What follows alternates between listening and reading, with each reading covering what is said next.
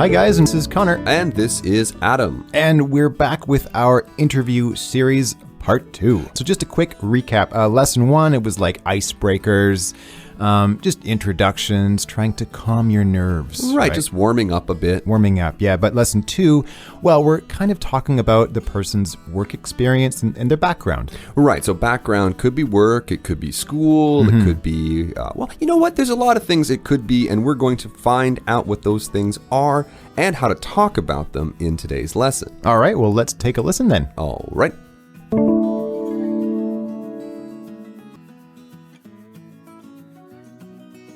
So, Josh, I'd like to know a little about your background. Could you walk me through your resume a bit? Sure. I majored in computer science. I worked as a software engineer for the first 2 years, where I did some front-end and mobile development. But for the past 3 years, I've been working as a product manager. Why did you decide to make the switch? I wanted to play a more comprehensive role in the business and have more interactions with different people. That's why I made the transition. That's quite a common path. I see in your resume that you have worked for both SaaS and platform companies. Can you describe your experiences? For sure. I worked on a SaaS product as a developer. My PM experience was mostly with the platform company. We were connecting Chinese travelers with overseas tour guides. And you worked there since the beginning? Yes, I joined shortly after the launch and was there for a few major iterations. So I understand all the challenges and growing pains.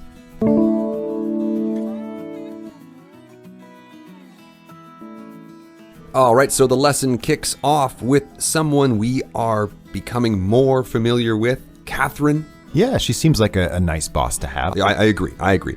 And she asks Josh to walk her through his resume. Okay, so walk through. This is originally just like you are walking through something to check it, kind of. Right. Or explain. Explain, yeah. Yeah, like we often have to walk people through our ideas or our plans. It just means go slowly, explain slowly. Explain slowly, right, exactly. Yeah, or in a court, sometimes the lawyer will ask the witness, walk me through the events on that night. Right, exactly. Now, hopefully, a lot of us will not be in courtrooms, but a lot of us either already have gone or will go to university. Right, and at university, that's where you major in something. Right, so this word can sometimes be a little tricky because it's basically both a noun and a verb. Yeah, I got a major, or my major is, Right. or I majored in. Right, exactly. So I did not major in computer science.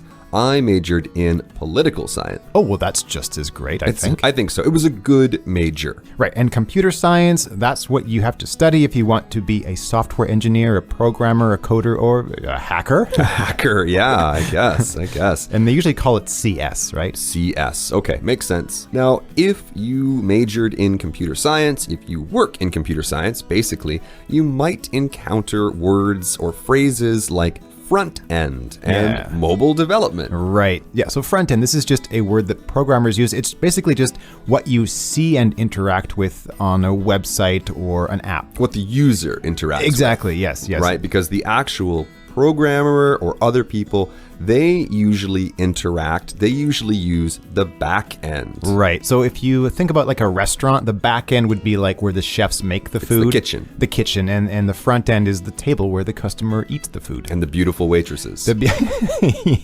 Yeah, exactly. And so this other phrase, mobile development. This is essentially just apps. Yeah, they're working on apps. A computer programmer 10 years ago, 15 years ago was probably working on websites or their front end. Yeah. And then, now it's pretty much all apps, all mobile. Yeah, you could say mobile, but Yeah.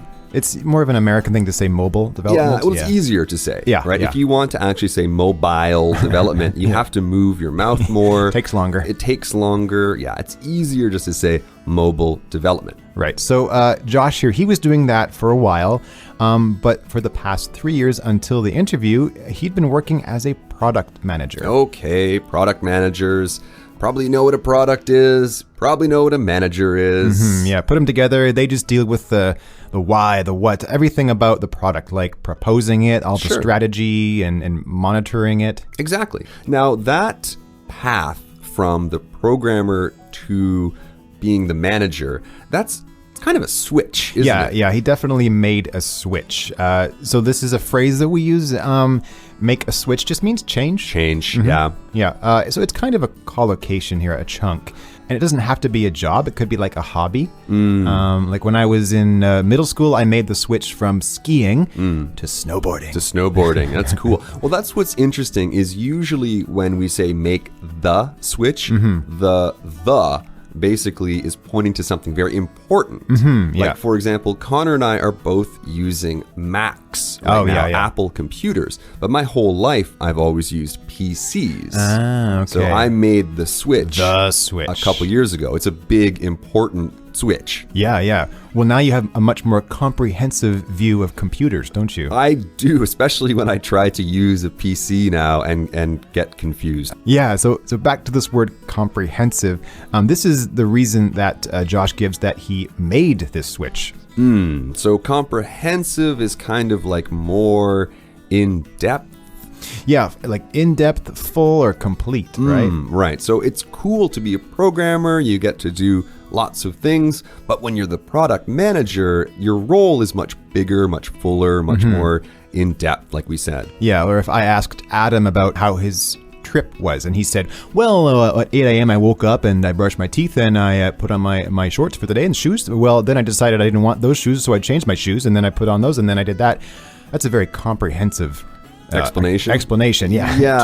Too much, maybe. Yeah. Now, one other way you might hear comprehensive is in university again. We have to take, some students have to take exams called comprehensive exams. Oh, yeah, that's right. Yeah, they have everything. Right, you have to write about everything. Another way we do hear comprehensive is with medical care or any kind of like insurance. Right, yeah. It covers everything. So it sounds like a pretty good reason for making the switch or making the transition. Transition. Funny, these two words really do mean, or at least point to something very similar.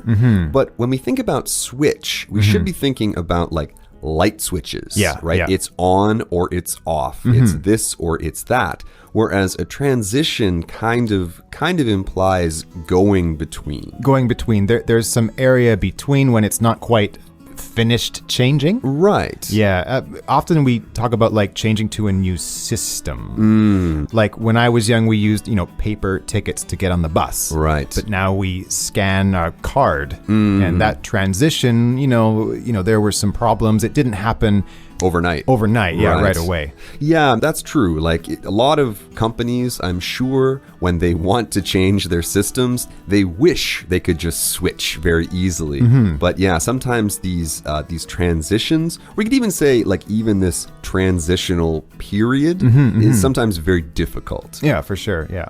So Catherine, she's quite a nice interviewer. She says, well, that's quite a common path. And she also asks him about something she saw in his resume. And this will happen a lot in an interview. Like, well, I see you've worked for both SaaS and platform companies. Okay. So SaaS, this is basically short for software as a service. So basically Google Apps, that is a software as a service. Well, I mean, we could even talk about switches or transitions again, in that when I was a kid, software was something that you bought in a box. In a box. And you took it home and it was yours. Yeah, on your computer. On your computer. Yeah. And then over time, we made this transition into software as a service, cloud computing. Cloud computing, yeah. And SaaS is one level of cloud computing. And another level of cloud computing is platform. Platforms, yeah. I think when we usually talk about platform on here, we do mention that this word means many things. Yeah, it does. Yeah, in the programming world, it's like it's a lower level than SaaS, so it's more like the servers and the network, that kind of thing. Right, but for everyday people, these platforms are really, really important, like WeChat, for example. Instagram, YouTube. So anyway, there's all these words that programmers use. But basically, the interviewer may ask you to explain something on your resume. Right. And I mean, it's usually done kind of the way Catherine does it here. Can you describe your experiences? Tell me about your experiences. Yeah, so always be sure to have something ready. Be prepared to explain what you did in a few sentences, which is what Josh does here. Right, exactly. He says that when he was working for this SaaS product, he was a developer, and his experience as a product manager was mostly with this platform company. And what did the platform do? Yeah, they were connecting Chinese travelers with overseas tour guides. That seems like a pretty useful platform. Yeah, I would say so. And it's a nice short summary of what he did. Right, exactly. Now, of course, the other thing that the interviewer is going to want to know, not only how long did you work there, but actually, like, in terms of company's age and the company's growth, when did you arrive? Yeah, since the beginning, she asks. Right. And he said, well, yes, I joined shortly after the launch. Okay. So launch, when I think about this word, I think about 5, 4, 3, 2, 1. Blast off. Blast off. Yeah. The spaceship or the rocket goes into space. And I guess you could say it's similar. It's when you introduce something new. Well, launching something is sending it into the sky. Sending it, So you hope that when you have a product that it is going to fly, like a very beautiful eagle, And be successful. and be successful and not fall and fail. Exactly. So like iPhone, they launch their new phones every, I think, September, something like that. Right. Yeah. And there are always these iterations of the iPhone, like the Yes. iPhone 1, 2, 3, all the way up to Well, this is a word that, I never used to use, but, the past couple years, especially being involved with this company, kind of learning more about tech companies, and even as tech companies kind of take over more and more of society, right? Yeah. This word gets used so much. Yeah. I just think about the word version. I know, yeah, because that's really all it is. It's a new version. It's an upgraded, improved version. But, everyone uses this word iteration now. Right. I mean, the only time I would use a word that is kind of similar to iteration would be the word reiterate. Reiterate. Like yeah. I said something, maybe the person didn't understand, or maybe I want to say it a bit better. I would say, let me reiterate. Right, so he was there for a few of these major iterations or versions, and so because of that, he understands all of the challenges in this iterative process, with the growing pain. When you transition from young, or in this case, a new company to an experienced, mature company, there are some difficulties. Yes, exactly. So you can always use this phrase to talk about a person, about a child, or, a company, an organization, anything that has to grow and change and fly, and all of the wonderful metaphors we can use to talk about companies. Yes, for sure. There's a lot about programming, and maybe that's not something you're interested in, but the important thing in this lesson is that these are questions that an interviewer may ask. Just replace those computer words with other words. And what about you guys? When you did an interview, what kinds of things did you say? Or did your interviewer ask questions like this? Until then, we'll talk to you later. All right, bye guys.